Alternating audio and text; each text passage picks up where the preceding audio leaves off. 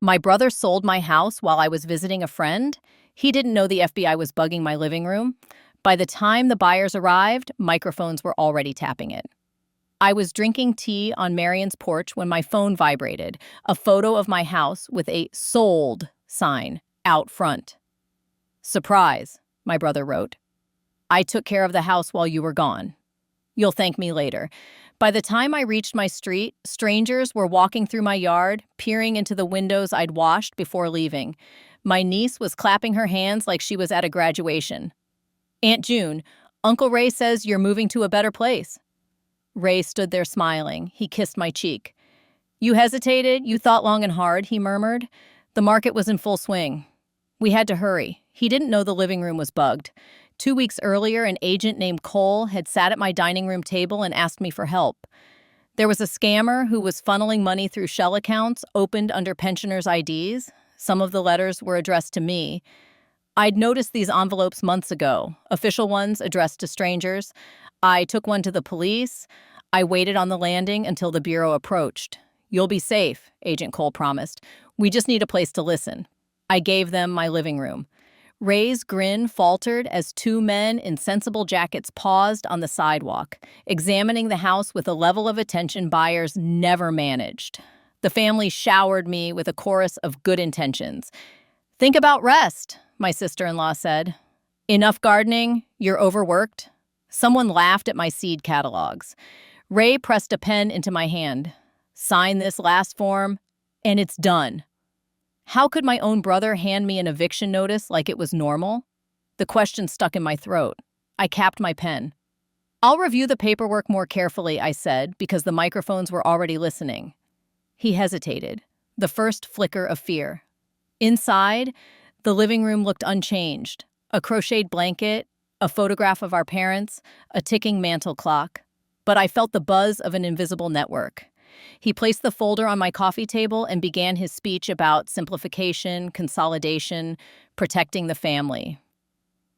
I watched his lips carefully form the words and remembered the plump envelopes I'd fished out of the mailbox, one with his name on the return address. He thought I hadn't noticed. He thought I was old. I put the contract back on the table. "Ray, where did you put my extra checkbook?" He blinked, just once. Agent Cole had told me to ask a question that would make only a guilty person wince. Ray's fingers tightened around the folder. Relief washed over me, not from being safe, but from finally understanding what I was dealing with. I let the silence stretch until even my sister-in-law stopped smiling. "Let's talk like a family," I said, raising my voice just enough for the microphones to hear. "If you sold my house without my consent, we'll give it all back. And if you moved my things, you'll give them back. I'm not leaving." He opened his mouth. The car door slammed outside. 2 more. The clock ticked 1-2 before a loud knock shook the glass. Ray's face fell. I didn't turn around. Instead, I looked at him the way I looked at my students on their first day. Judging honesty by their shoulders, the plan was already in motion. I hadn't said yes to the wires for nothing, and if my brother had just entered their light, then justice had finally entered mine too. Another knock, his knuckles steady. My niece whispered from the hallway, "Mom?" There are men on the porch. "June Harper?" The agent's curt but polite voice came from behind the door. I stood, my legs reminding me of the fracture I'd suffered last winter. Ray stepped toward the door, as if his body were law. "We're in the family business," he said to the wood, lowering his voice to a defensive tone. "I'm June," I said, opening the door. Agent Cole was wearing a dark jacket, his temples gray, and his eyes like old glass. A young woman stood next to him, clutching a tablet to her chest. Behind them, a sedan parked at the curb. A second car had stopped smoothly. The neighbor's curtains fluttered like startled birds. "Miss Harper," Cole said, "may I come in?" "Yes." Ray's hand rested on my shoulder. "Mom needs a break," he said a little too loudly. "She's not doing paperwork today." "I agree," I said. "No paperwork." Cole's gaze swept the room and landed on the folder. He didn't glance at the artful floral arrangement hiding the microphone. He didn't need to. "Mr. Harper," he said with a polite nod, "congratulations on your busy morning." Ray tried to laugh. "We're just helping my mother transition. She gets overwhelmed." "Do I?" I asked lightly. Ray, fetch my glasses. He didn't move. The younger agent, Morgan, from her badge, opened a slim folio. Ms. Harper, as we discussed, we're following developments connected to a charity raffle at the VFW last month.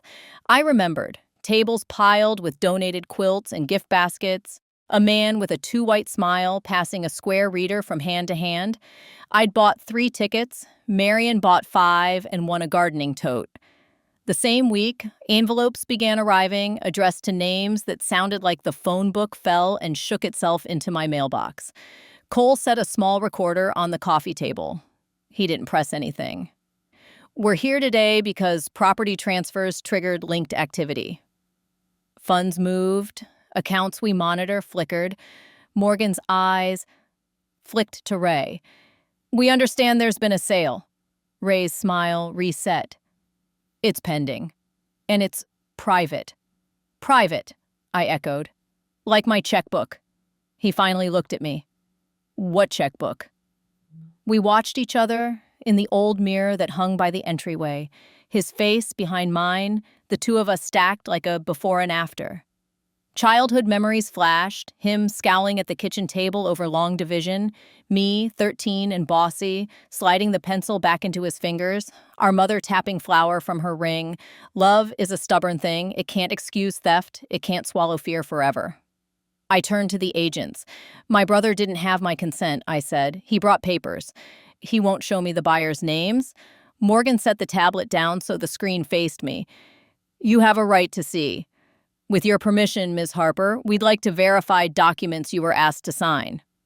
Ray took a step toward the tablet. Cole pivoted just enough to make space feel smaller. My sister-in-law fluttered near the mantel clock, rearranging coasters that didn't need rearranging. My niece stood rooted, eyes wide.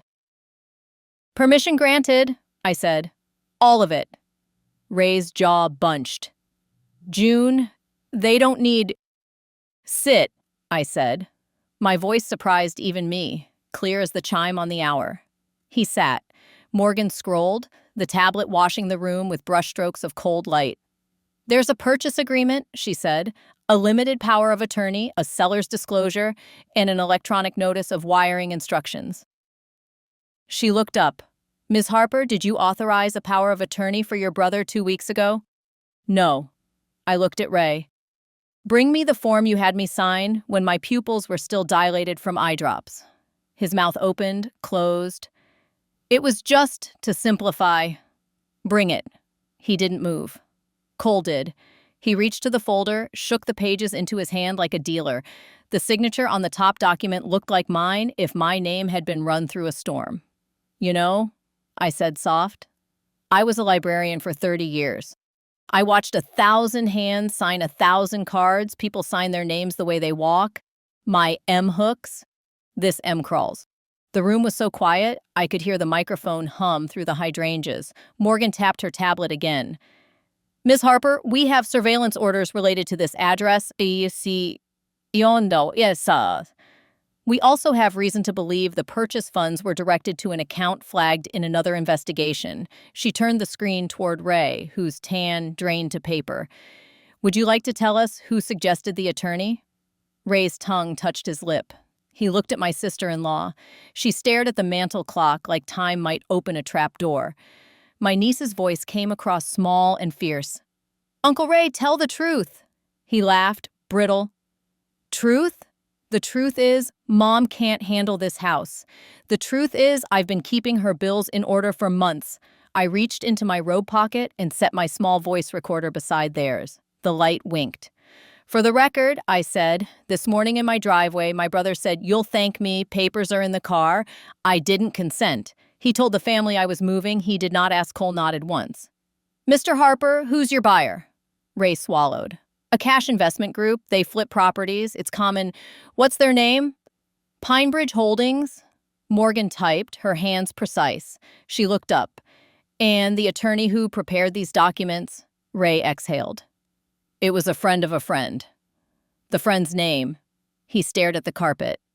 Dan. Last name? He didn't answer. Cole's voice was patient and cold as the porch light in winter. Mr. Harper, we have probable cause to believe someone used Ms. Harper's address to open accounts tied to identity theft. We also have reason to believe this transaction was designed to move funds through a flagged corridor. If you cooperate, we will note it. Ray lifted his chin, like a boy about to fight. I didn't steal anyone's identity. I thought of the padded envelopes, the gift raffle, the square reader passed from hand to hand. I thought of the way Ray had started arriving unannounced to help with my mail, stacking my bills into neat little piles that never quite made it to the post office unless he took them. I thought of how he'd offered to simplify my accounts last spring and how I'd smiled and changed the passwords that night. Morgan's tablet chimed, a message returned. She turned it slightly so I could see. Pinebridge Holdings had an office address that didn't exist, a phone number that rang dead, and a registered agent that belonged to a woman in another state who had died 5 years ago. Ray's lips moved like he might try to spin. Cole cut the air with a glance. We're going to pause here. He powered down his recorder. Ms. Harper, may we speak in your kitchen? I led them down the short hall, my family stuck in the living room like furniture. The kitchen smelled like lemon oil and coffee. Cole closed the door gently. You're sure you didn't sign a power of attorney? I'm sure, I said. My husband taught me never to put my name where my eyes haven't been. Good, Morgan said. The sale can't close without a valid authority. But they tried. Funds moved in anticipation. We can use that. Cole folded his hands. There's more. The buyers aren't just a sham company. We believe they're connected to a man we've been tracking, Daniel Marsh. He recruits family members to help seniors, then launders funds through fast-turn sales. Your address has been a mail hub. We think your brother's been playing in that sand. Maybe knowingly, maybe not knowingly, I said, and felt tired enough to lay my head on the cutting board. A year ago, he asked me to add him to my accounts. I did for 1 month. I saw transfers I didn't authorize, small at first, then bold. I revoked it and told him we'd keep things separate. After that, he started dropping by more often. Every favor had a string, Morgan's mouth compressed. Do you have proof of those transfers? In my files? I keep copies. Cole looked at the closed door. Here's what we propose. We'll take statements. We'll move to freeze the wire. We'll need your help to keep him talking. Can you do that? I thought of the years I'd spent persuading reluctant 10-year-olds that the dictionary was a friend. I thought of a lifetime of smoothing family storms because our mother worked 2 jobs and our father drank his money. I can talk, I said, and I can listen. Morgan slid a card toward me. There's one more piece. We believe a member of your extended family participates more directly. We don't know who I pictured my sister-in-law rearranging coasters, my niece chewing her lip, my nephew, Ray's son, who hadn't come because weekends were for poker. My stomach tightened. He's a gambler, I said, like his grandfather. Cole nodded, unsurprised. Debts make good leashes. I felt a small, cool stone settle in my chest where panic had lived. It wasn't courage, it was something older. What would you like me to do? Invite them back tomorrow, Morgan said. Say you need help sorting belongings. Say you want to celebrate. We'll be nearby. We need them relaxed enough to put more on the record. And if Daniel shows, she didn't finish. She didn't need to. I returned to the living room with the pleasant expression of a kindergarten teacher ready to hand out snacks after a fire drill. We'll put this on pause, I announced. Nothing more today. I want to sleep in my own bed. Ray stood, hands spread. Mom, this can't wait. It can, I said. Tomorrow at 10, you can all come help me pack the attic. We'll discuss what's next then. Cole pocketed his recorder. We'll follow up, he said mildly. Miss Harper will be in touch. Ray watched them leave like a dog watching a door close on his bone. He turned to me, the mask slipping, mouth thin. That was unnecessary. What was unnecessary, I said, was you touching my house without asking. He took a step. My niece's small hand found mine. For a moment, the room tilted back to the right side. After the family left, the house exhaled. I shut the curtains and sat at my table with a pad of paper like the old days when lesson plans were made in pencil. Marion called. "Do you want me?" she asked, and I could hear her lacing her shoes. "Not tonight," I said. "Tomorrow morning, bring your calm." When I hung up, I opened the drawer where I keep the letter my husband wrote the winter. His breath grew short, and the doctor's eyes grew gentle. "If anyone pressures you to move, June, call Judge Morrow," he had written in his shaky hand. We'd both taught at the high school with Morrow when he was still just Tom, and he'd never treated my husband like his paycheck depended on looking past a cough. I'd called Tom last year when Ray asked for the power of attorney just to help. Tom had told me to decline. I had. Then I changed my passwords and started looking harder at my mail. I called Tom now. He answered on the second ring. "June," he said, warm as a porch light. "How's the garden?" "Sold, apparently," I said. "Without me." He whistled low. "Tell me everything." I did, leaving out the part where I wanted to take my brother's face in my hands and shake him back to 12. When I finished, he said, "Come by in the morning with those papers. We'll keep things clean." Sleep came in fits, like a cat circling. I woke before dawn and made coffee that tasted like steadiness. At 8, Marion arrived with cinnamon rolls and wordless competence. We drove to Tom's office, Ray's folder in my tote bag, like contraband. Tom is older now, hair thin, hands still delicate as if every paper might bruise. He read, he hummed, he circled a section in green pen. "This," he said, tapping the power of attorney, "the date doesn't match the notary stamp. And look here, the notary's license number belongs to someone who retired. That's counterfeit. Will it matter?" I asked. "It will," he said. "If the buyers push, we can enjoin, and if funds moved, we can trace. I'll draft an affidavit this morning. Meanwhile, June, don't sign anything, not so much as a postcard." As we stood to leave, he added, almost casually, "Stay around people today." "Because you think my brother might get angry?" "Because this kind of thing wakes snakes." At 10 on the dot, my driveway filled. Ray, my sister-in-law, my nephew, with a baseball cap low like a shield, my niece, and, unexpectedly, a man I didn't recognize. 40, smooth, with a cuff that flashed a bit of gold when he shook my hand like we were about to enter a sweepstakes. "Dan Marsh," he said. "Your son asked me to drop by. I'm a friend of the family. We help with transitions." The second hook slid into place with a quiet click. "Transitions," I repeated, like moving money. He smiled as if I'd made a joke, which I had not. His eyes took one cool tour of the room and lingered on the mantel clock. "Lovely piece," he said. "Old things like that have a market." My niece edged closer to me. Marion, who had come early and was dusting my books as if they might say thank you, watched from the hallway. I saw the message in her eyes. Steady. "Let's start in the attic," I said, cheerful as a weather report. "Ray knows where the cedar chest is." "It's heavy," he objected. "What a strong son you are," I said. We all went up. The attic is not romantic. It's heat and old insulation and a single naked bulb that flatters no one. I pulled the chain. Boxes to the left are holiday. The chest has quilts. The trunk under the dormer has files. Dan's smile didn't move, but his feet did, carrying him toward the trunk without being told. "Files?" "My husband kept everything," I said. "He loved paper more than sermons." Ray touched the trunk's corner with his shoe. "We don't need the past. We need receipts." I bent, lifting the lid halfway. It squeaked on cue. "I'll sort." Marion took a stack and retreated to the stairwell where it was cooler.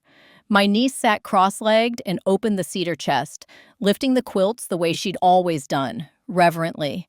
My nephew leaned against a beam, thumbs worrying his phone.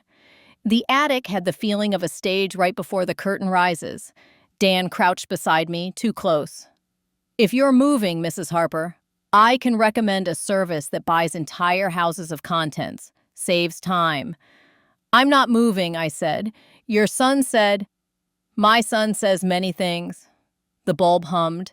Dust motes turned like lazy planets. I reached into the trunk and pulled out a folder labeled Taxes 2018. Beneath it lay another, thinner, bank transfers. I had made that one after the month I gave Ray access. I let him see me see it. Then I closed the trunk and rested my palms on the lid. "Lunch," I announced. "We'll take a break." Downstairs, I set out sandwiches and lemonade as if we were at a church workday. Ray paced by the window, talking too fast on his phone. Dan moved quietly from shelf to shelf, counting, measuring, deciding what could be turned into what. My nephew slipped out to the porch, phone glued to his ear. My sister-in-law rearranged the same 3 coasters until they formed a neat triangle of guilt. Only my niece ate, small bites, eyes on me. And at 12:30, a gray sedan rolled by slowly. Another parked 2 houses down. Morgan texted, "We're set." I stood. "Ray," I said, "bring me the buyer contact." He plastered on sincerity. "Mom, this stress isn't good for you." "Bring me the contact." He glanced at Dan. Dan's smile thinned. "Pinebridge doesn't like direct calls," Dan said. "They're efficient. That's why they can offer cash." "Cash is a fine way to lose names," I said. "We'll do names." He took a step closer. "You're being adversarial, Mrs. Harper. We're on your side." "One of us is," I said. I lifted my phone and pressed speaker. "Judge Morrow?" Tom's voice filled the room like a new window opening. "June, you ready?" Dan blinked. Ray froze. My sister-in-law finally lost a coaster to the floor. "I'm ready," I said. "Ray sold the house without authority. I am rescinding any implied consent." "Do you need me to read the notary's license number?" "I have it," Tom said. "It's invalid." "I've filed an emergency motion for temporary restraining order on the transfer. An officer will serve it within the hour." He paused. "Is Dan Marsh there?" Dan's smile vanished, all the brightness blown out like a candle. "Who?" he said. "Daniel Marsh," Tom repeated, as if reading from a program. "Also known as Daniel Martin, also known as Daniel Myers, born March 6th, arrested in 2014 for wire fraud, charges dismissed on a technicality. Currently under federal investigation." Dan's eyes slid to the door. They stayed there, calculating. The doorbell rang. "Right on time," I said. 2 uniformed officers stood with a folded packet like a bad gift. Behind them, a familiar sedan idled. Morgan stepped out and lifted a hand. Cole remained in the car, watching like a sentinel. Ray sputtered. "You called the police on your own family?" "No," I said. "I called the truth. You called the police when you called Dan." The officer read the order with ceremonial boredom. "Transfer is enjoined pending further hearing. Ms. Harper retains possession." He handed me the copy. "Ma'am," Dan's voice, smooth again, dipped. "Court orders get dissolved. Judges retire, good men don't," I said, and closed the door in his face. What happened next happened fast, in the way slow things do when finally pushed. The fraud ring had used seniors' addresses as way stations. Ray, my brother, had not invented it. He had opened the door. He had introduced Dan to opportunities. He had promised speed to buyers who didn't know they were buying a problem. He had told himself it was helping. He had pocketed small percentages that added to rent. He had not expected me to say no. Cole and Morgan used the order as leverage. They asked for my statement. I gave it. The raffle, the envelopes, the odd small transfers, the way Ray began to help after I refused. Marion sat beside me, her hand on my forearm, steady as a metronome. My niece provided the coup de grace, a video she'd taken that morning of Ray bragging to his son about turning Mom's place into liquid before anyone can stop it. She hadn't meant it as evidence. She meant it as a diary. It became both. By 4, Dan had left with a curt warning to Ray to control your variables. By 6, my nephew slunk home. My sister-in-law cried a delicate stream of tears and asked me to remember all the times we brought soup. I remembered the soup. I also remembered the empty envelopes. That night, Ray came alone, contrite at the edges, angry at the seams. He stood on my porch where we'd once lined pumpkins and said, "Oh, I made a mistake." "You made a choice," I said. "Come in." He stepped over the threshold, like stepping over a line that might trip something. I didn't offer coffee. I sat, and he sat, and the house listened. "Do you know what it's like?" he began, voice low. To be the one everyone expects to fix things? I do, I said. I was the eldest daughter of a man who could drink a paycheck before dinner. I fixed a lot. He flinched. I thought, Dan said, this was a way to make money fast. Everyone does it. He showed me people who were happy. He said, you'd like the condo. He said the house was wasted on you. I let the insult sit where it fell. And you believed him instead of asking me.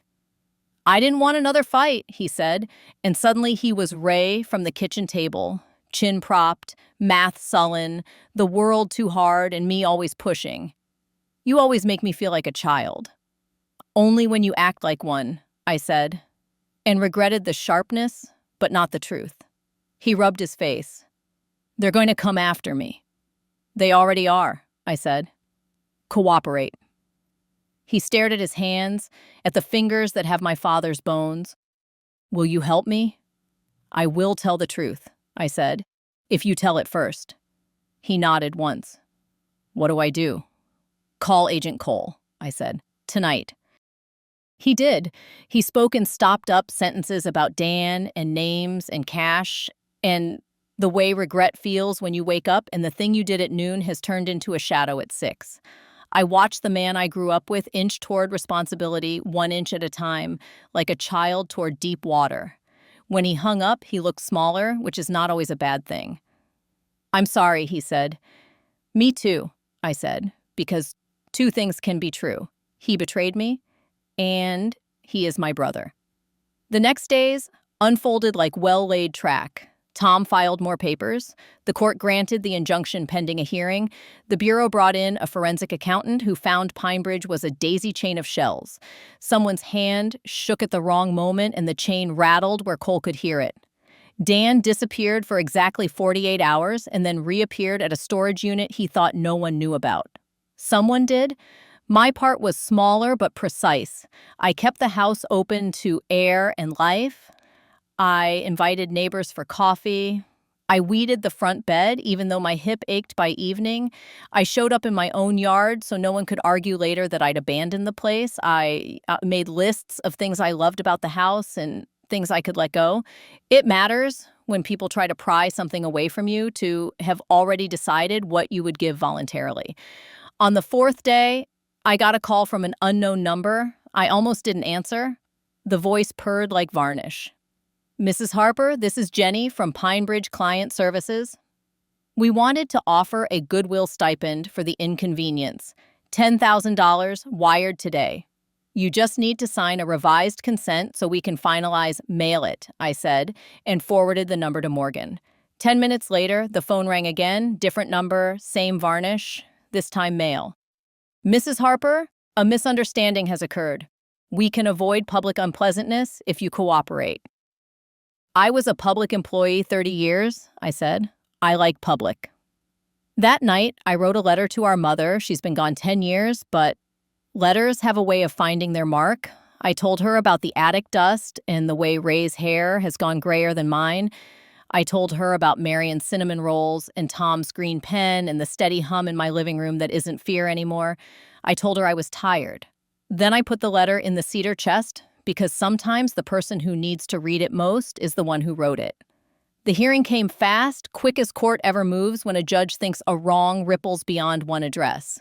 Tom stood beside me in a tie my husband would have called sensible. Ray stood 2 rows behind, alone, chin set like a confession he hadn't made yet.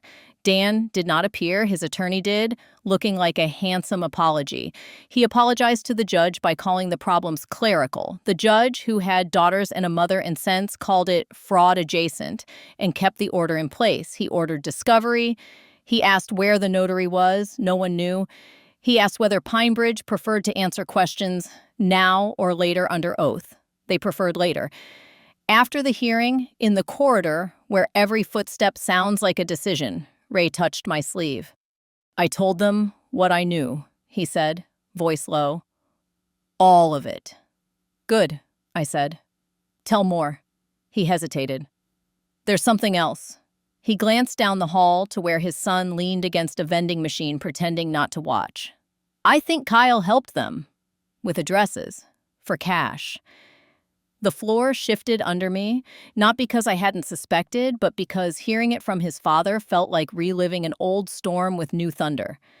"We'll tell the truth," I said, and his eyes watered like I'd offered a meal. When I reached home, there was a white envelope on my porch with no return address and my maiden name written in a hand as neat as a librarian's. Inside was a single index card with a list of six addresses, including mine, and a note. "Ask Ray where he was on bingo nights." The ink smelled like solvent. I held it with tongs and called Morgan. She came, took the card with gloved fingers, and stayed for coffee. "You're steady," she said when she stood to leave. "I have been many things," I said. "Steady is a choice." That night, Ray came again, shoulders rounded. He looked at the piano where our mother used to place the mail to keep it visible, and then at me. "Bingo nights," he said, barely above a whisper. "Dan had me pick up envelopes from people who didn't look like they needed help. He said we were doing them a kindness, protecting them from being scammed. I knew it was a lie. I took the money anyway. I told myself it would buy Kyle out of a debt. It didn't." He sank into the chair where our father used to fall asleep with the evening news. "I don't know how to be better than this," he said.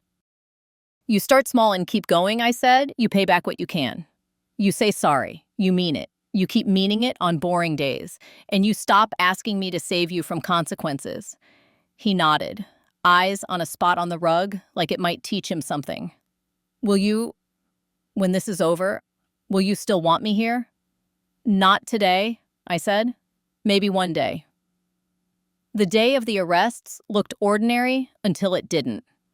I was deadheading zinnias when 3 cars slid to the curb almost gently, as if they were visiting. Cole walked up the path with another agent I hadn't met and lifted 2 fingers in greeting. "Mrs. Harper," he said, "we thought you'd want to be home." "For what?" "For the sound of a door closing," he said. They took Dan at a storage unit, as predicted, with ledgers he hadn't thought to burn because the counting had become a comfort. They picked up the notary in another county where she'd been stamping papers she'd never read because someone told her it was fine. They visited 3 buyers who didn't know their money had passed through holes in a floor, and those buyers sang like canaries who'd found seed. By afternoon, Pinebridge's website showed an error message. By evening, the phone numbers played a tiny tune and died. Ray wasn't arrested that day. He was served a target letter that read like a mirror. He called me from his porch, voice thin. "They want me to wear a wire, maidsomoha, or dekashwire," he said. "It's a family tradition," I said, and for the first time in weeks, we laughed. He wore it. He went to a bar where the VFW raffle guy liked to nurse beers and call them charity. He offered to help move one last property, dangled my address to see who would bite when they knew the line was hot. Someone bit. The recording made my skin prickle when I heard it later. A man bragging about how old ladies love a helpful nephew.